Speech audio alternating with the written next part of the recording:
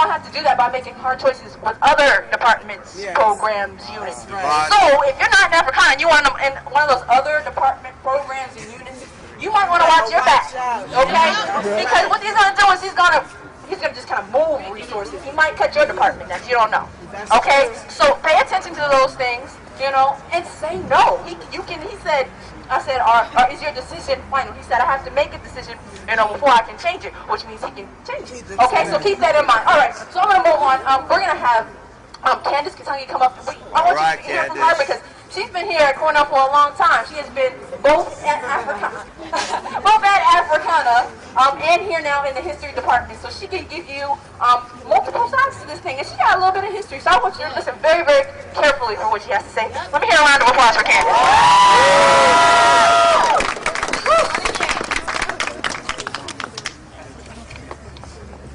Hello, everybody. It's sad that I have to come to this type of occasion, but I'm very happy to at least share my own experience to shed a little bit of light on the fact that this is not coming out of nowhere.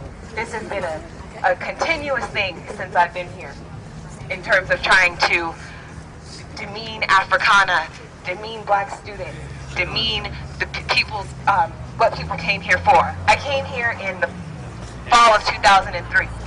One of the first things that I learned after coming here was that the building that was about to be rebuilt, the architect, who was a black woman and alumni from this institution, was fired. That's right. And replaced. That's right. Unilaterally. Teach. I mean, this is what I first heard. Shortly thereafter, about a year, there was this report that came out about a committee of the study of, I believe it was race, ethnicity, and indigeneity. That looked apparently a lot like a report that I wasn't here for called the Humanities Report, that was meant to subsume Africana into programs, with other programs. And let me tell you, I came from an ethnic studies department, an ethnic studies department that never was able to offer classes on the black experience because the black experience was seen to be beneath every other experience in that department. So the fact that they were telling us that Africana should be a part of these other programs as opposed to existing on its own as it had for so many years, it didn't seem right to me.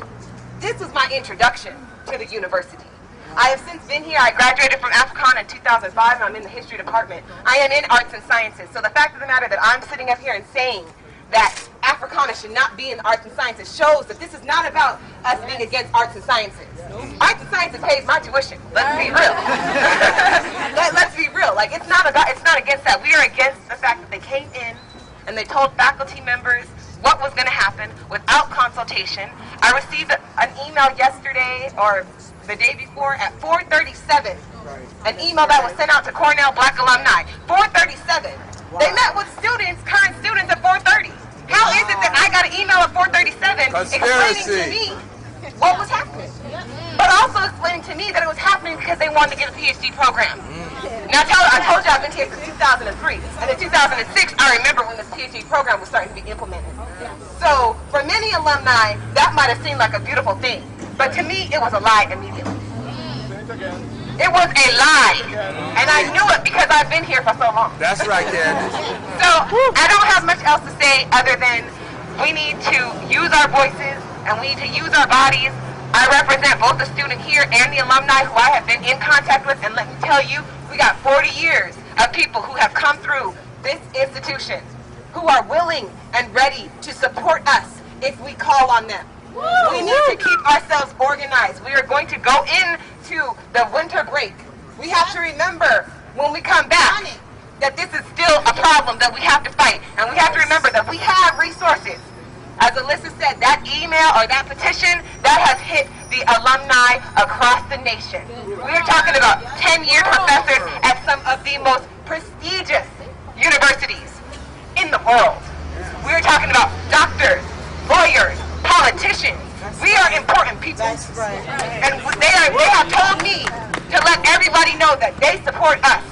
So we have to remember to maintain our spirit and to continue to keep this alive even past the break, even into the spring semester.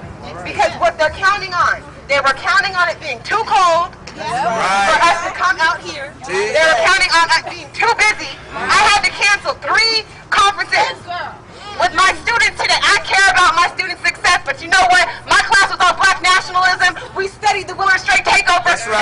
be damned if I wasn't here. That's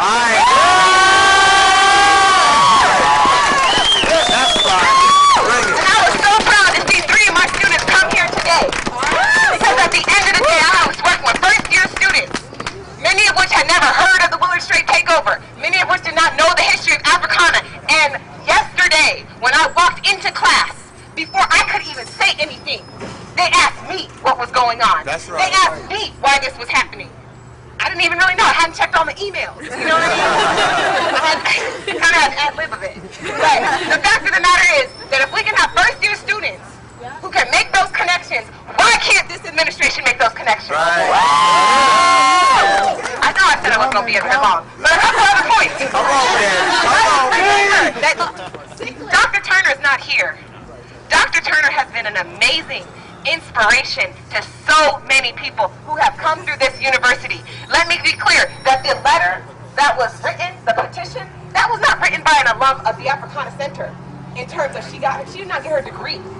One of them did, from Africana. She got her degree from the same department I'm in, the history department, but still considers Africana her home. Right. There are so many of us who may not be directly in Africana right now, but it is our home. And it is the reason why we have been able to be successful here.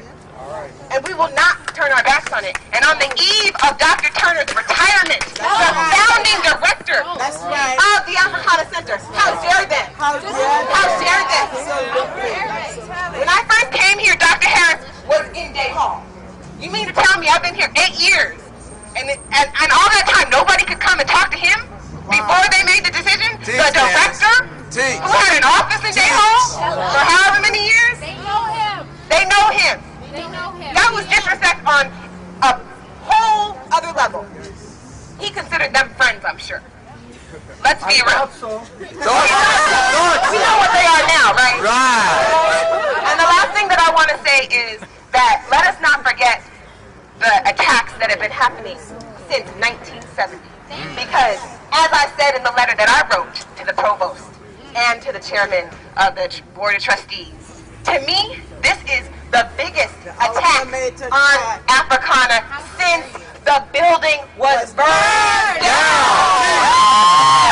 That building was burned down. When you walk past Wake Avenue, look.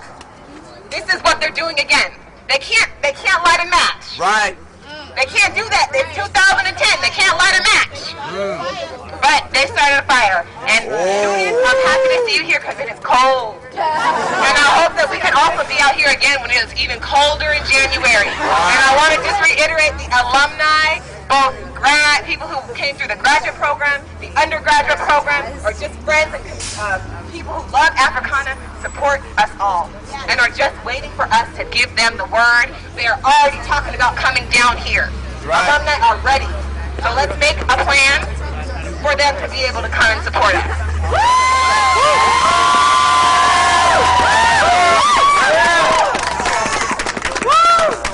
All right, we are coming to the end. We have one last speaker for this evening.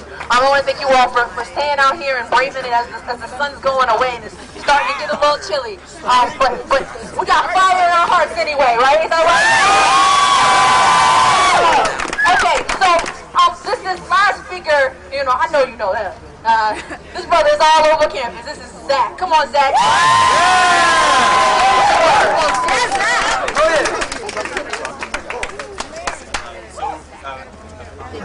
Before I begin, has anyone seen a denim book bag on the floor anywhere? It belongs to me, has my books in it, because, you know, I intended to come to campus today to study, but it's clear that they don't want us to do that. Right. My toes are getting cold, my hands are cold too, so let's bring the fire. Let's make some noise right now for Africa.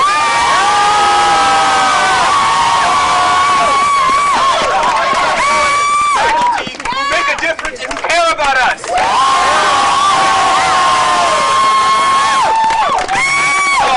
In my home department, I'm a city and regional planning major and an Africana studies major as well. When I was in my home department, in my affordable housing class, my white professor told me that if I want to talk about race, I need to take a race class.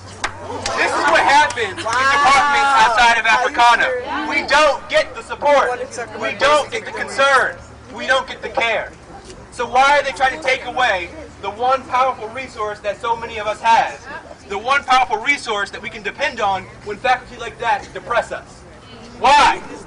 We talked to President Scort and we talked to Provost Fox, and they have nothing good to tell us.